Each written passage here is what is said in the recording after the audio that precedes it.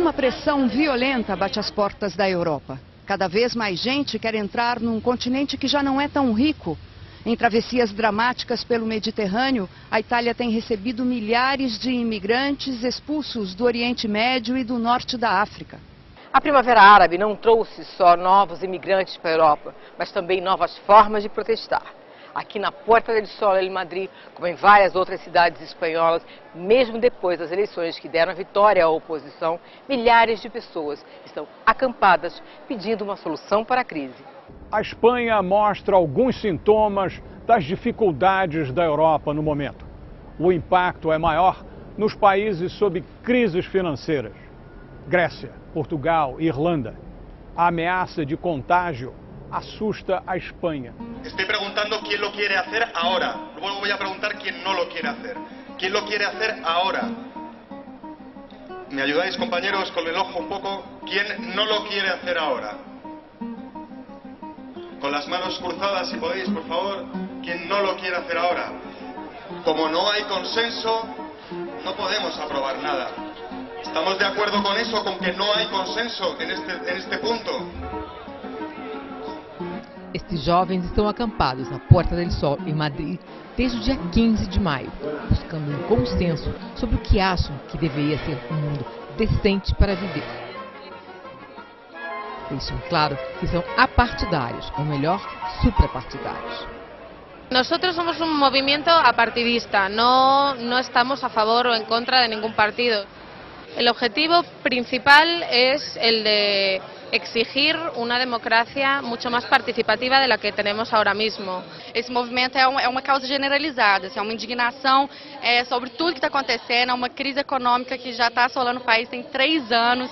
Então eu acho que é uma crítica ao bipartidarismo da Espanha, que são 2 partidos principais, majoritários, e eles não se sentem representados. O sea, es verdad lo que está pasando aquí, en el sentido de que es verdad que queremos un cambio, que queremos una vida diferente, que esta sociedad no nos gusta, que está basada sobre el dolor, el sufrimiento, la guerra, el dinero, que son los mercados los que mandan, que los políticos en realidad no los elegimos nosotros, porque da igual que pongas a uno o a otro, siempre hacen lo mismo, porque no son ellos los que deciden, sino que son los banqueros.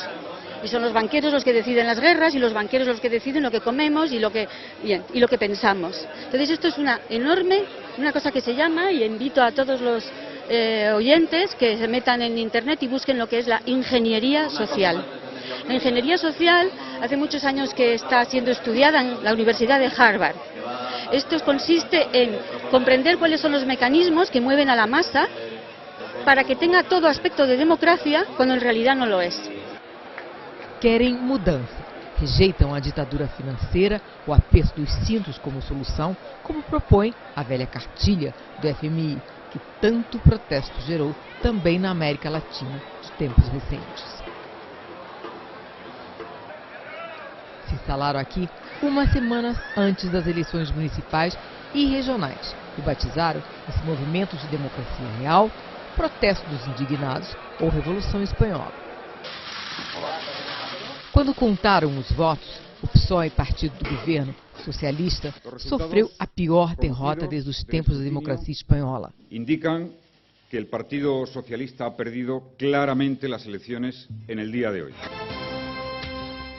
Ganhou o PP, Partido Popular, a direita no espectro político, pintando de azul o mapa eleitoral espanhol. Analistas indicam que esses jovens não foram os responsáveis diretos pela derrota dos socialistas, mas reconhecem que eles criaram um clima de oposição que contribuiu para o resultado. Eu acho que o movimento árabe teve muita influência aqui, embora seja um movimento que não tenha um foco, assim. Não estão levantando a bandeira contra o Zapatero, especialmente. É um movimento que critica o sistema. São várias organizações antissistemas, então tem movimentos feministas aqui, tem movimentos em prol da sustentabilidade. Senhora, ¿qué le parece este movimiento? A mí esto me parece una auténtica vergüenza. A mí me parece muy bien que los jóvenes tengan trabajo y busquen empleo, pero es que aquí no se busca el empleo. Yo te aseguro que en mi familia he tenido jóvenes sin trabajo, y les he tenido que estar ayudando yo, pero han ido todos los días a buscar trabajo, no han venido a sentarse a la Puerta del Sol. ¿Usted cree que este movimiento tiene futuro? ¿Qué sabemos? Ojalá. Lo que nos han dado es una muestra de civismo total, porque hay personas que todavía dicen, claro, estos no quieren más que botellones, y lo que nos han demostrado es que no. Muestra de civismo. La lástima es que ya me pilla muy mayor, si no, aquí estaría. Construir uma aldeia de barracas com plano geral para facilitar a orientação. Há departamento de alimentação, biblioteca, artes, atividades, imigração e outros temas que preocupam os espanhóis. Há comissões para discutir assuntos variados, entre eles a imigração. Yo también soy parte de una inmigración que ha venido a buscarse a un futuro, y pues este movimiento lo que está haciendo es queriendo generar nuevas oportunidades para los inmigrantes. ¿Qué le parece la idea de Francia e Italia que quieren cerrar temporalmente el espacio de Schengen? Pues me parece muy mal. Me parece muy mal, porque lo que están haciendo es desconocer un derecho fundamental, que es el derecho a la libre circulación de toda persona. Todo humano tiene el derecho a circular libremente, y lo que están haciendo es creando un sistema que ya está completamente caduco a nivel mundial. Lo están reconociendo los mismos jóvenes ahora y en toda España, y no solamente en España, sino en la Unión Europea, que se puede crear otro sistema con mayores oportunidades, que no sean las restricciones, sino más bien al contrario, dar mucho más libertad a las personas.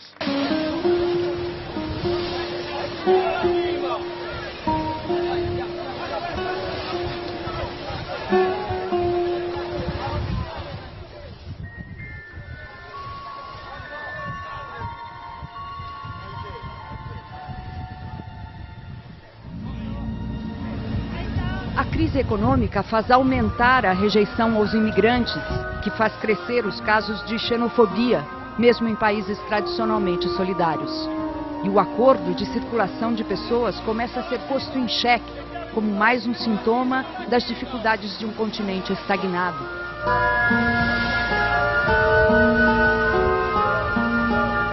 Quando estivemos na ilha de Lampedusa, no sul do Mediterrâneo, 3 meses atrás, 5.000 imigrantes ou refugiados políticos tinham enfrentado a viagem, muitas vezes fatal, pelo mar.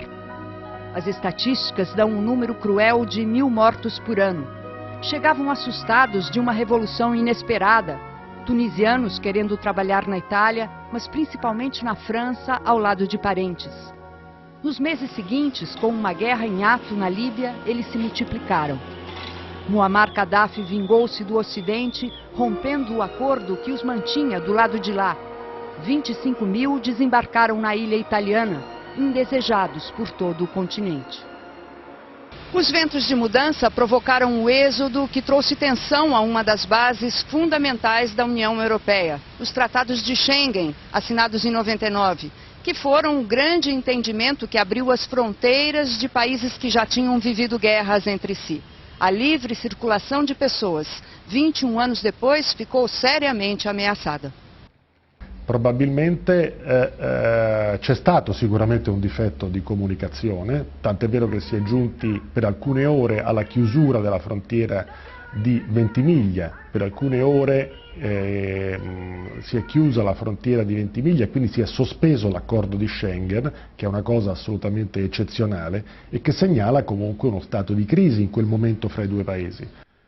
Segundo o jurista Renato Finocchi-Guerci, o governo italiano agiu com atraso, o que aumentou o drama da chegada em massa de imigrantes. Só no mês passado, as autoridades concederam a uma parte dele a permissão temporária de permanência na Europa. Dos milhares de barcos que chegaram a Lampedusa, alguns foram barrados e reconduzidos à Líbia. O governo garante que se tratavam de imigrantes econômicos, não refugiados políticos. Mas um processo na Corte de Estrasburgo vai julgar se os direitos humanos foram violados. A lei da imigração em vigor na Itália, feita no governo de Silvio Berlusconi e Umberto Bossi, transformou em crime a tentativa de entrar no país sem documentos para trabalhar. A França, país que colonizou a Tunísia, não quer os tunisianos no seu território. O presidente Nicolas Sarkozy veio à Itália no mês passado para tentar convencer o primeiro-ministro Silvio Berlusconi a interromper a concessão de permissão temporária aos refugiados. Os tunisianos continuam aqui à espera de um lugar ou de um emprego. Assim como os líbios, colonizados por italianos de outro século, esperam o fim de uma guerra. O jurista Renato Gersi não acredita que os países desistam do Acordo de Schengen. Mi pare che i vantaggi poi economici di questa libera circolazione siano ancora superiori agli svantaggi che può creare appunto la gestione di politiche sull'ordine pubblico o su problemi contingenti come quelli di cui abbiamo parlato prima. Credo che anche sull'euro, diciamo, malgrado ci siano grandi tensioni proprio in questi giorni con il debito greco per esempio e con la situazione in Portogallo, io credo che lo spirito dei paesi più importanti dell'Europa sia quello di mantenere, diciamo così, queste due grandi conquiste. A crise do Acordo de Schengen é parte da crise do processo de integração mais amplo da União Europeia. O que poderá acontecer é que alguns países vão ter a prerrogativa de suspender alguns artigos temporariamente, de forma que, passada esta situação, né, e voltada a uma normalidade, o acordo volte a ter plena vigência como no passado. E essa normalidade, resta saber se vai realmente voltar o problema a desintegrar exatamente, a União Europeia. O problema é se antes da volta dessa normalidade, que seriam pressões externas, internamente o processo de integração ainda terá sustentabilidade nos seus outros segmentos. O protesto em Madrid é polivalente e generoso. Tem alvo para qualquer causa, queixa contra tudo. Sob o prisma europeu como um todo, o que mais une o movimento da Puerta del Sol com o resto do continente é a crise financeira, que já invadiu Grécia, Irlanda e Portugal, bate às portas da Espanha, se insinua na Itália e na Bélgica e assusta os mais ricos, como Alemanha e França. Recomendação de uma faixa em Madrid. Povo da Europa, levante-se. Já se levantaram gregos, irlandeses e portugueses em protestos de rua à antiga. Reclamam de que estão sendo forçados a pagar a conta de erros cometidos pelos governos que se endividaram em excesso, gastaram mal, roubaram, falsificaram estatísticas, deixaram correr bolhas financeiras e imobiliárias. No passado, a saída era desvalorizar a moeda, aumentar juros e dava-se um jeito. Agora, a moeda é o euro, adotada em conjunto por 17 países e fora do controle individual de cada um em separado. A taxa de juros também não cabe mais a um governo escolher. É competência do Banco Central Europeu, em Frankfurt, que avalia o interesse do conjunto, não o de cada país. Quem mandou adotar o euro, criticam alguns. Quem mandou aceitá-los na zona do euro, criticam outros. A Alemanha tem todo o interesse que o euro não desapareça, porque afinal de contas o euro nada mais é do que o marco ampliado, com o mercado ampliado, porque o euro é o marco, né? O que acontece é que o Banco Central Europeu e o Banco Europeu para a Reconstrução e o Desenvolvimento é que tem que ter redefinido suas competências e suas atribuições, entende? Porque na verdade a Europa está precisando de um FMI dela e não que está lá em Washington. Ela precisa de um FMI sobre o qual ela tem autonomia de decisões. Por isso que ela insiste tanto em ter o europeu na decisão, né, na liderança. Se agora entrar um não europeu, por qualquer razão, no FMI, então mais rapidamente os europeus vão se organizar para criar um FMI deles. Quando os investidores perceberam os rombos nas contas públicas desses países, só toparam emprestar se os juros fossem altos, para compensar o risco. Os endividados, então, pediram socorro aos vizinhos ricos e ao FMI, que, por sua vez, só oferecem novas linhas de crédito a juros camaradas em troca de cortes de gastos públicos. É onde entra o arroxo. Em tese, as contas se reequilibram ao final do processo.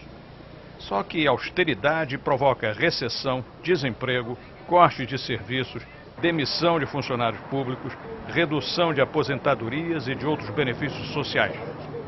Além de abalar indivíduos e famílias, o aperto diminui o consumo da população, esfria a economia, a produção cai, a arrecadação desaba. Assim, o déficit do orçamento diminui pouco, a dívida pública permanece alta, o país continua estrangulado. Círculo vicioso, denunciam os economistas não ortodoxos. Caso exemplar, Grécia, após um ano do receituário de austeridade, com o pires na mão outra vez. The Greek government is promising to privatize a lot, trying to go further in its austerity plans. Still, a recent poll amongst international investors found that 85% of them believe that Athens would default on at least some of its debt and will have to renegotiate with its creditors. What's your evaluation? What are you telling your clients? We've been telling our clients for a year or so that will be the case, that they will have to renegotiate their debt at some stage, and we think it probably will be 2013 before a new European stabilization mechanism comes into operation. Unfortunately, what it seems that the progress made last year is not at the moment being continued this year, which is really what's worrying a lot the creditors, that the latest results for this year are not as encouraging as they would like them to be. The markets, of course, even for short-term debt, are no longer really interested in Greek debt. So there really is a need for a new programme, but is a political will there for that programme, given the protests, given high unemployment, 40% for young people? Can they bring it together? Creditors, bankers in general, of course, they don't like to reschedule debts. You know, they want to get everything they're owed. And in this case, we get the German government resisting rescheduling, renegotiating the Greek debt. The same thing for the European Central Bank. Same thing for Christine Lagarde, French finance minister, possible new head of the IMF. That's too many influential people saying no to renegotiating. Are they going to win this argument? Well, the people are unable to really say what they think. They have to pretend to some extent. If you read what the German government is actually saying, it seems to me that it is implying that there is going to have to be a rescheduling, because the plan for the new European stabilization mechanism is that private creditors should be drawn in, but they're not going to be drawn in if the debt is as high as it is. And the Germans have made themselves very clear that they think the private sector should share the risk. What if we go to the extreme? Let's call it the Argentine model. You know, Argentina got to a point where it says, you know, we don't have the money to pay, we can't pay, we will not pay. Now even the Financial Times says Argentina is a risk worth taking. So there is a solution there following that method, isn't there? I wouldn't say it's an exact model. I'm not an expert on Argentina, but I think in a basic sense, yes. In the case of Greece, yes, it's quite possible and indeed likely that they are going to have to. I mean, I think they will try and negotiate a change, and I hope they succeed in negotiating rather than it's simply a unilateral move. But of course, they'll probably have to sort of be threats of a unilateral move, so that then you get a negotiated reduction. But that seems to me the only solution. But it can't happen yet, and in the meantime, Greece has still got to take more tough measures. There's no way out of that happening, and indeed the same with Portugal and Ireland, though the situation is slightly less bad in those countries than in Greece. What about the Eurozone in general? Are they under threat? What are the chances of a collapse? Well, it seems that the European Central Bank is really worried, but my belief is that as long as it doesn't go as far as Spain, as I said, stronger countries should have the capacity to deal with the problems, to take some hit on their debt, to make some reinvestments in the peripheral countries' banks. The countries are sufficiently small that I don't see why, with time, that can't can't be done myself. 4, 3, 2...